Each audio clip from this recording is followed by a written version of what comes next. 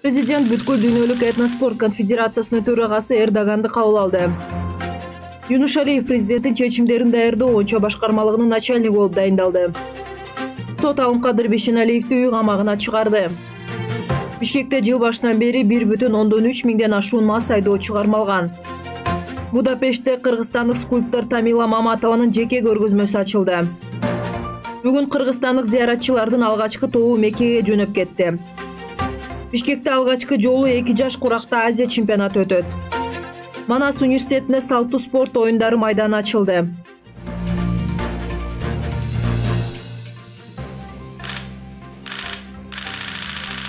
Кыргызстандын президенти Садыр Жапаров бүгүн 15-июнда бүткүл дүйнөлүк этноспорт конфедерациясынын төрагасы Билал Эрдоганды кабыл алды. Бурса провинциясындагы Изник шаарында 4-чү дүйнөлүк көчмөндөр оюндарын өткөрүүгө даярдык көрүү, дүйнөлүк көчмөндөр оюндарын жакынкы келечекте өнүктүрүү маселелери жана бул демилге алкагындагы иш-чаралар боюнча пикир алмашуу болду. Мамлекет башчысы кыргыз тарап мындай эл аралык масштабдуу иш-чараны уюштурууга жана өткөрүүгө көмөктөшүүгө даяр экендигин билдирди. Өз кезегинде Билал Эрдоган уюм дал ушул дүйнөлүк көчмөндөр оюндардын өткөрүүнүн аркасында түзүлгөндүгүн белгиледи.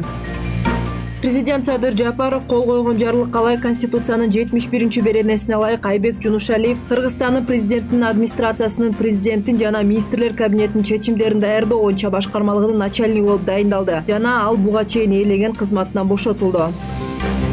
Бишкек шаардык соту мурдагы саламаттык сактоо министри Алымкадыр Бейшеналиевди үй камагына чыгарды. Эске салсак, мурдагы саламаттык сактоо министри Бейшеналиев COVID-19 каршы вакцина сатып алуудагы коррупцияга шектелип кармалган. Ал Кыргызстандын УКМКнын тергөө изоляторуна камакка алынган.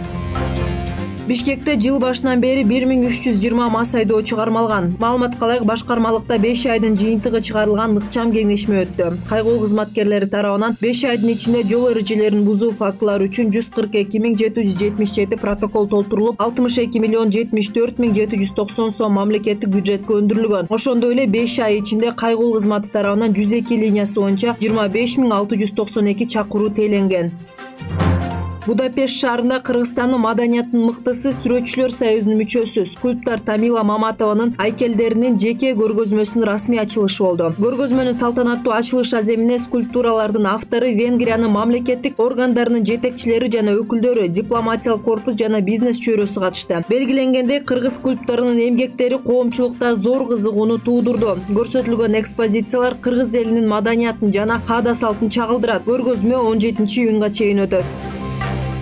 Бүгүн кыргызстандык зыяратчылардын алгачкы тобу Меккеге жөнөп кетти. Маалыматка ылайык, зыяратчылар Сауд Аравия падышачылыгынын ыйык Медина шаарына сапар алды. Белгилей кетсек, быйыл Кыргызстандан ажылыкка 2766 адам барат. Зыяраттын баасы $4500 деп эсептелинген.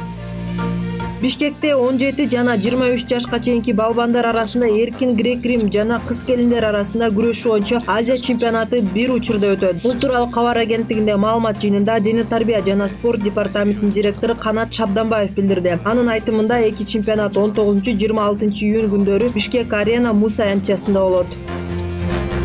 Кыргыз-Түрк Манас университетинде салттуу спорт оюндары майданы ачылды. Маалыматка ылайык, иш-чарага Кыргызстандын маданият министри Азамат Жаманкулов жана атайын чакырылган коноктор катышты. Майдан Манас университети тарабынан курулуп, атайын эки элдин достугун бекемдеген жана улуттук спортту жайылтууга кызмат кылаарын белгиледи. Ачылыш аземдин жүрүшүндө улуттук оюндун түрлөрү көрсөтүлүп, концерттик программа менен коштолду.